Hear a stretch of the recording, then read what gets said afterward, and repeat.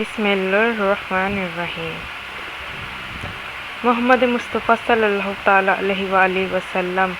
عالم وجود میں رونق افروز ہوئے اور پاکیزہ بدن ناف بریدہ ختنے کیے ہوئے خوشبو میں بسے ہوئے بحالات سجدہ مکہ مکرمہ کی مقدس سرزمین میں اپنے والد ماجد کے مکان کے اندر پیدا ہوئے۔ باپ کہاں تھے جو بلائے جاتے اور اپنے نہال کو دیکھ کر نہال ہوتے،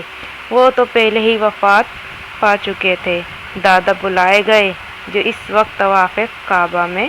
مشغول تھے۔ یہ خوشخبری سن کر دادا عبدالمطلب خوش حرم کعبہ سے اپنے گھر آئے اور والہانہ جوش محبت میں اپنے پوتے کو کلیجے سے لگا لیا۔ پھر کعبہ میں لے جا کر خیر و برکت کی دعا مانگی اور محمد نام رکھا۔ آپ صلی اللہ تعالیٰ علیہ وآلہ وسلم کے چچا ابو لہب کی لونڈی صوبیہ خوشی میں دوڑتی ہوئی گئی اور ابو لہب کو بھتیجا پیدا ہونے کی خوشخبری دی تو اس نے اس خوشی میں شہادت کی انگلی کے اشارے سے صوبیہ کو آزاد کر دیا، جس کا شمرہ ابو لہب کو یہ ملا کہ اس کی موت کے بعد اس کے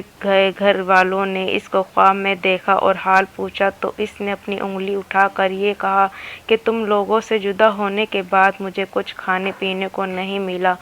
بجز اس کے کہ صوبیہ کو آزاد کرنے کے سبب سے اس انگلی کے ذریعے کچھ پانی پلا دیا جاتا ہے۔ اس موقع پر حضرت شیخ عبدالحق محدث دہلوی رحمۃ اللہ علیہ تعالی نے ایک بہت ہی فکر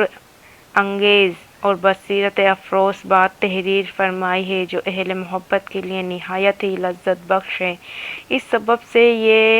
یہی اس جگہ میلاد کرنے والوں کے لیے ایک سند ہے کہ یہ آن حضرت صلی اللہ تعالیٰ علیہ وآلہ وسلم کی شب ولادت میں خوشی مناتے ہیں اور اپنا مال خرچ کرتے ہیں۔ مطلب یہ ہے کہ جب ابو لہب کو جو کافر تھا اور اس کی مذمت میں قرآن نازل ہوا، آن حضرت صلی اللہ تعالیٰ علیہ وآلہ وسلم کی ولادت پر خوشی منانے اور باندی کو دودھ خرچ کرنے پر جزا دی گئی۔